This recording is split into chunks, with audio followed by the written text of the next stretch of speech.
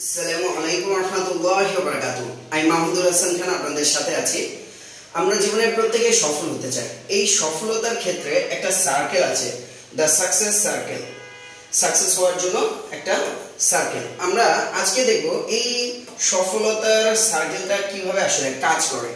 আমরা যদি সফলতার সার্কেলটা নিয়ে একটু কথা বলতে চাই, তাহলে প্রথম হচ্ছে পৃথিবীর প্রত্যেকটা মানুষের মধ্যে আল্লাহ তাআলা একটা যোগ্যতা, একটা পটেনশিয়াল দিয়ে রাখছে, একটা সম্ভাবনা দিয়ে রাখছে।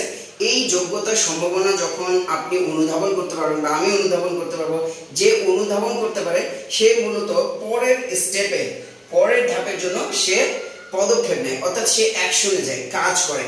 প্রথমে আমাদেরকে নিজের যোগ্যতাকে অনুধাবন করতে হবে। আল্লাহ তাআলা আমাদেরকে যে সম্ভাবনা দিয়েছেন, এটাকে যখন আমি অনুধাবন করতে পারবো, তখন আমি অ্যাকশনে যাব, কাজে যাব বা কাজ করতে হবে। যখনই আমরা কাজ করব, তখন অবশ্যই তার একটা কি আসবে, রেজাল্ট আসবে, একটা ফলাফল আসবে। মানুষ যখন দৃঢ়ভাবে কোনো কিছু একটা কাজের মধ্যে লেগে থাকে, কনসিস্টেন্সি মেনটেন করে, ধারাবাহিকতা মেনটেন করে যখন সে কাজ করে, তখন অবশ্যই একটা ফলাফল আসে।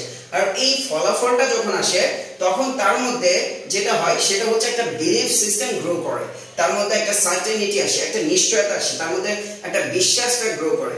এইটা যখন হয়, তখন দেখা যায় যে মানুষের সফলতা চলে আসে। অর্থাৎ কারো যদি কাজ করে, তাহলে একটা রেজাল্ট আসবে, রেজাল্ট আসলে তার বিশ্বাসটা গ্রো করবে, বিশ্বাস গ্রো করলে সে তার যোগ্যতা বা সম্ভাবনাকে অনুধাবন করতে পারবে, তখন আবার নতুন উদ্যমে কাজ করবে।